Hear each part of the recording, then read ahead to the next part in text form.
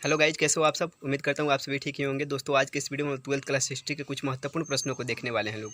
तो चलिए बिना समय को गंवाए वीडियो को स्टार्ट करते हैं और बढ़ते हैं क्वेश्चन की तरफ। दोस्तों, फर्स्ट नंबर क्वेश्चन का है बंगाल विभाजन कब हुआ था। तो इसके चार ऑप्शन दिए गए। तो इनमें से राइट आंसर की बात करो तो इसका राइट आंसर होगा ऑप्शन बी, अर्थात जो बंगाल विभाजन था 1905 ईस्वी में हुआ था। 1905 ईस्वी में। 1906 ईस्वी में मुस्लिम लीग की स्थापना हुई थी। 1919 ईस्वी में रॉलेट एक्ट को लागू किया गया था। 1919 ईस्वी में ही जालियांवाला बाग हत्याकांड हुआ था। और 1920 ईस्वी में असहयोग आंदोलन हुआ था। ठीक है, तो चलिए फिर देखते हैं अगले प्रश्न को। अगला प्रश्न क्या है, हड़प्पा सभ्यता किस युग की सभ्यता है। तो इसके चार ऑप्शन दिए गए। तो इनमें से राइट आंसर की बात करो तो इसका राइट आंसर होगा ऑप्शन बी, अर्थात जो हड़प्पा सभ्यता है कांस्य युगीन सभ्यता है। कौन युगीन? कांस्य युगीन। ठीक है, हड़प्पा सभ्यता कांस्य युगीन सभ्यता है। ठीक है, तो चलिए फिर देखते हैं अगला प्रश्न को।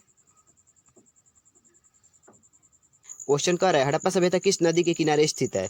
तो इसके चार ऑप्शन दिए गए। तो इनमें से राइट आंसर की बात करो तो इसका राइट आंसर होगा ऑप्शन डी, अर्थात जो हड़प्पा सभ्यता है वो रावी नदी के किनारे स्थित है। कहाँ पे? रावी नदी के किनारे। तो चलिए फिर बढ़ते हैं अगले प्रश्न की तरफ। अगला प्रश्न कर रहा है लोथल कहाँ स्थित है। तो इसके चार ऑप्शन दिए गए।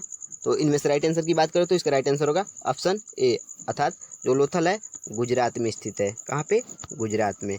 लोथल गुजरात में स्थित है। ठीक है, तो चलिए फिर देखते हैं अगले प्रश्न को। अगला प्रश्न क्या है हड़प्पा सभ्यता में चांदी का व्यापार कहाँ से होता था। तो इसके चार ऑप्शन दिए गए। तो इनमें से राइट आंसर की बात करो तो इसका राइट आंसर होगा ऑप्शन सी, अर्थात हड़प्पा सभ्यता में चांदी का व्यापार जो था ईरान से होता था। कहाँ से? ईरान से। तो चलिए फिर बढ़ते हैं अगले प्रश्न की तरफ।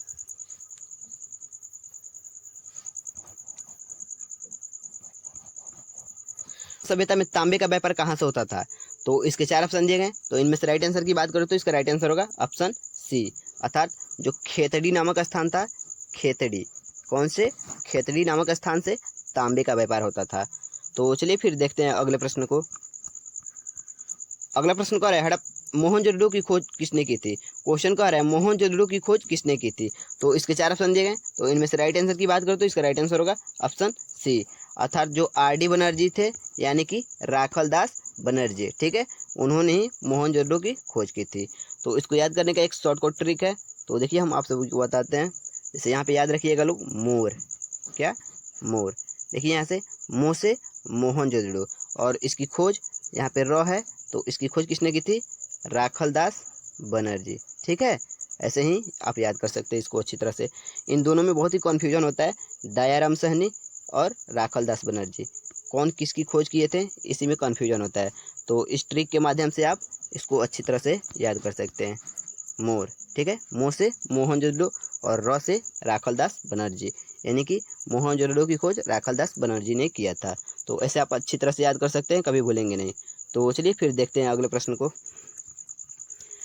अगला प्रश्न क्या है इंडिका के लेखक कौन है। तो इसके चार ऑप्शन दिए गए। तो इनमें से राइट आंसर की बात करो तो इसका राइट आंसर होगा ऑप्शन ए, अर्थात जो मेगास्थनीज था उसी ने इंडिका नामक पुस्तक की रचना की थी।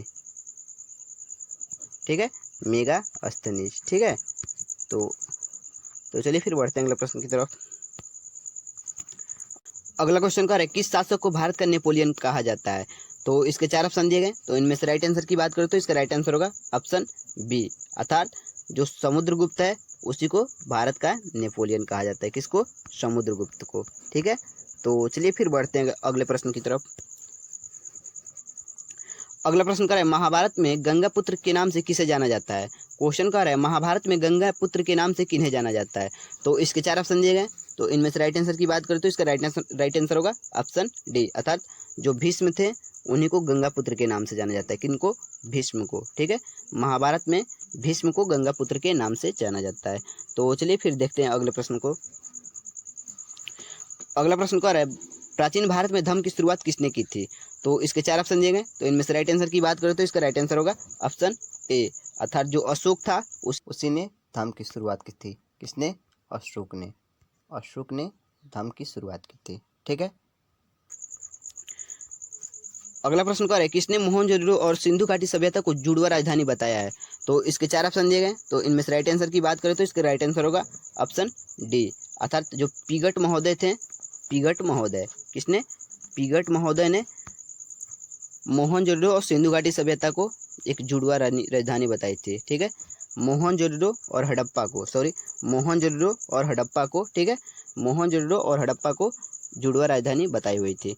तो चलिए फिर बढ़ते हैं अगले प्रश्न की तरफ। अगला प्रश्न क्या है, सिंधु सभ्यता में प्राप्त सबसे छोटे वाट का वजन कितना था? तो इसके 4 ऑप्शन दिए गए, तो इनमें से राइट आंसर की बात करो तो इसका राइट आंसर होगा ऑप्शन सी, अर्थात जो सबसे छोटा वाट था उसका जो वजन था 13.64 ग्राम, ठीक है। तो 13.64 ग्राम इसका वजन था। तो चलिए फिर बढ़ते हैं अगले प्रश्न की तरफ। अगला प्रश्न क्या है, मनुस्मृति में कितने प्रकार के विवाह की चर्चा की गई है? क्वेश्चन क्या है, मनुस्मृति में कितने प्रकारों की विवाहों की चर्चा की गई है? तो इसके 4 ऑप्शन दिए गए, तो इनमें से राइट आंसर की बात करो तो इसका राइट आंसर होगा ऑप्शन डी, अर्थात जो मनुस्मृति है उसमें 8 प्रकार की विवाहों की चर्चा की गई है। कितने प्रकार की? 8 प्रकार की, ठीक है। तो चलिए फिर बढ़ते हैं अगले प्रश्न की तरफ। अगला प्रश्न क्या है, महाभारत युद्ध कितने दिनों तक चला था? तो इसके 4 ऑप्शन दिए गए, तो इनमें से राइट आंसर की बात करो तो इसका राइट आंसर होगा ऑप्शन सी, अर्थात जो महाभारत युद्ध था वो 18 दिनों तक चला था। कितने दिनों तक? 18 दिनों तक, ठीक है। तो चलिए फिर देखते हैं अगले प्रश्न को। अगला प्रश्न क्या है, श्वेतांबर एवं दिगंबर का संबंध किस धर्म से है? क्वेश्चन क्या है, श्वेतांबर एवं दिगंबर का संबंध किस धर्म से है?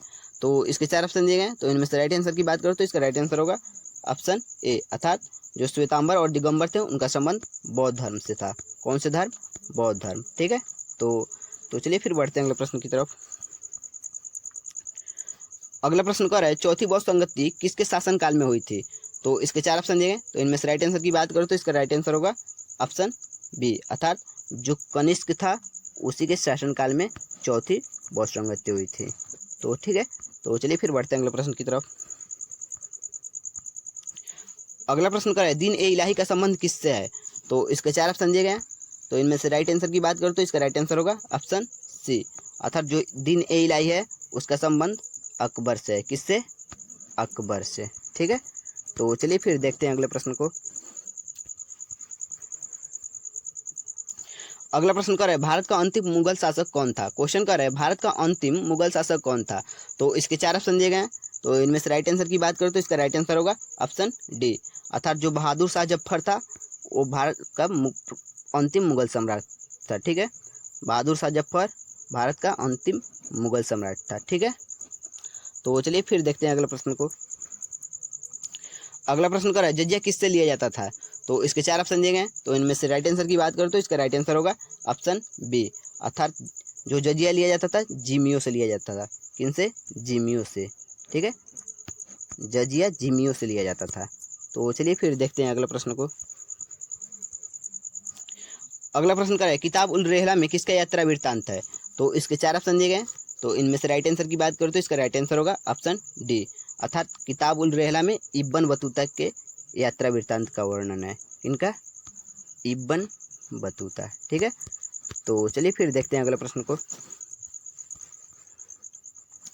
अगला प्रश्न क्या है, तंबाकू का सेवन सर्वप्रथम किस मुगल शासक ने किया था? क्वेश्चन क्या है, तंबाकू का सेवन सर्वप्रथम किस मुगल शासक ने किया था? तो इसके 4 ऑप्शन दिए गए, तो इनमें से राइट आंसर की बात करो तो इसका राइट आंसर होगा ऑप्शन बी, अर्थात जो अकबर था उसी ने तंबाकू का सर्वप्रथम सेवन किया था, ठीक। तो चलिए फिर देखते हैं अगले प्रश्न को। अगला प्रश्न क्या है, अलबरूनी किसके साथ भारत आया था? तो इसके 4 ऑप्शन दिए गए, तो इनमें से राइट आंसर की बात करो तो इसका राइट आंसर होगा ऑप्शन बी, अर्थात जो अलबरूनी था वो गजनी के साथ भारत आया था। किसके साथ? गजनी के साथ, ठीक है। तो चलिए फिर देखते हैं अगले प्रश्न को। अगला प्रश्न क्या है, प्रसिद्ध विरूपाक्ष मंदिर कहाँ स्थित है? तो इसके 4 ऑप्शन दिए गए, तो इनमें से राइट आंसर की बात करो तो इसका राइट आंसर होगा ऑप्शन ए, अर्थात जो विरूपाक्ष मंदिर है वो हम्पी में स्थित है। विरूपाक्ष मंदिर कहाँ स्थित है? हम्पी में, ठीक है। तो चलिए फिर देखते हैं अगले प्रश्न को।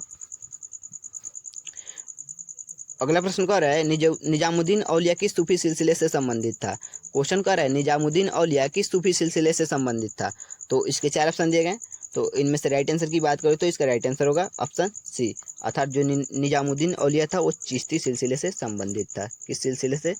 चिश्ती सिलसिले, ठीक है। निजामुद्दीन औलिया किस सिलसिले से संबंधित था? चिश्ती सिलसिले, ठीक है। तो चलिए फिर देखते हैं अगले प्रश्न को।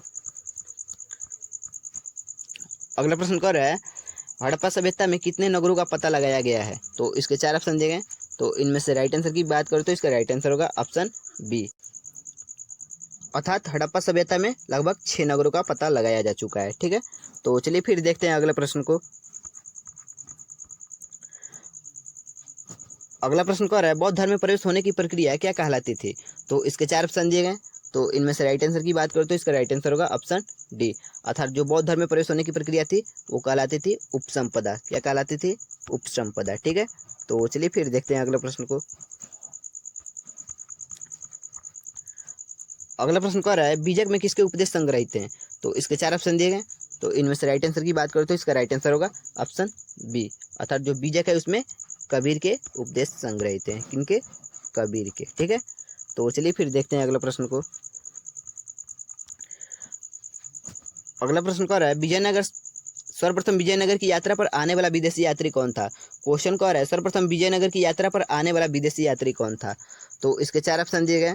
तो इनमें से राइट आंसर की बात करें तो इसका राइट आंसर होगा ऑप्शन डी, अर्थात जो निकोलो कोंटी था वही विजयनगर की यात्रा पर सबसे पहले आया हुआ था। ठीक है, निकोलो कोंटी। ठीक है, तो चलिए फिर देखते हैं अगले प्रश्न को। अगला प्रश्न कह रहा है विजयनगर का महानतम शासक कौन था? तो इसके 4 ऑप्शन दिए गए। तो इनमें से राइट आंसर की बात करें तो इसका राइट आंसर होगा ऑप्शन बी, अर्थात जो कृष्णदेव राय था वो विजयनगर का सबसे महानतम शासक था। तो चलिए फिर देखते हैं अगले प्रश्न को। अगला प्रश्न कह रहा है हड़प्पा सभ्यता में ईंटों का अनुपात कितना था? तो इसके 4 ऑप्शन दिए गए। तो इनमें से राइट आंसर की बात करो तो इसका राइट आंसर होगा ऑप्शन ए, अर्थात जो हड़प्पा सभ्यता में ईंटें पाई गई थी उसका अनुपात था 1:2:4। ठीक है, कितना था? 1:2:4। तो यह लास्ट क्वेश्चन था और हर वीडियो की भांति मैं इस वीडियो में भी एक ट्रिक बताया हुआ हूँ। तो चलिए फिर इसको देखते हैं हम। इस ट्रिक के माध्यम से हम लोग बौद्ध संगीति के बारे में जानेंगे लोग। ठीक है, इसके माध्यम से हम लोग जानेंगे लोग जो 4 बौद्ध संगतियाँ हुई थी, 4 बौद्ध संगतियाँ। ठीक है, किसके शासनकाल में हुई थी और कहाँ पे हुई थी। ठीक है, तो चलिए देखते हैं। देखिए यहाँ पे ट्रिक का नाम है रावापाकू अकाक। ठीक है, देखिए यहाँ पे रा से हो जाएगा आपका, रा से हो जाएगा प्रथम बौद्ध संगति राजगृह में हुई थी। कहाँ पे? राजगृह। ठीक है, इस तरह से राजगृह में हुई थी। देखिए यहाँ पे, और यहाँ पे है अका। ठीक है, आ है यहाँ पे, क्या है? आ है यहाँ पे, देखिए इस तरह से आ है। ठीक है, तो आ से किसके शासनकाल में हुई थी? अजात शत्रु। किसके? अजात शत्रु। ठीक है, ऐसे अजात शत्रु। तो इस तरह से आपको याद हो जाएगा कि प्रथम बौद्ध संगति कहाँ हुई थी? तो राजगृह में। और किसके शासनकाल में हुई थी? तो अजात शत्रु के। इस तरह से देखिए यहाँ पे रा है और यहाँ पे आ है। ठीक है, तो ऐसे प्रथम बौद्ध संगति याद कर लिया जाएगा। ठीक है, और फिर देखते हैं आप फिर दूसरा बौद्ध संगति। ठीक है, यहाँ पे देखिए वाह है और यहाँ पे का है। तो दूसरी बौद्ध संगति वाराणसी में हुई थी। कहाँ पे? वाराणसी। ठीक है, वाराणसी में। कहाँ पे? वाराणसी। ठीक है, और किसके शासनकाल में हुई थी? तो यहाँ पे देखिए, यहाँ पे वा था और यहाँ पे का है। तो किसके शासनकाल में हुई थी? कालाशोक के। किसके? कालाशोक। ठीक है, कालाशोक। तो इस तरह से आप याद कर सकते हैं कि प्रथम जो द्वितीय बौद्ध संगति थी वो कहाँ पे हुई थी? तो वाराणसी में। और किसके शासनकाल में हुई थी? तो कालाशोक के समय में। ठीक है, तो ऐसे तृतीय बौद्ध संगति याद हो जाएगा। अब देखिए फिर तृतीय बौद्ध संगति को दिखाते हैं आपको। यहाँ पे देखिए पा है। ठीक है, तो आपको पूछेगा कि तृतीय बौद्ध संगति कहाँ पे हुई थी? तो पा से हो जाएगा पाटलिपुत्र। कहाँ पे? पाटलिपुत्र। ठीक है, तो ऐसे स्थान का नाम याद हो गया। अब यहाँ पे देखिए ओ है। ठीक है, तो शासनकाल हो गया। तो किसके शासनकाल में? तो ओ से हो जाएगा अशोक। क्या होगा? अशोक। ठीक है, अशोक, यानी जो तृतीय बौद्ध संगति थी वो पाटलिपुत्र में हुई थी और किसके शासनकाल में हुई थी? अशोक के शासनकाल में।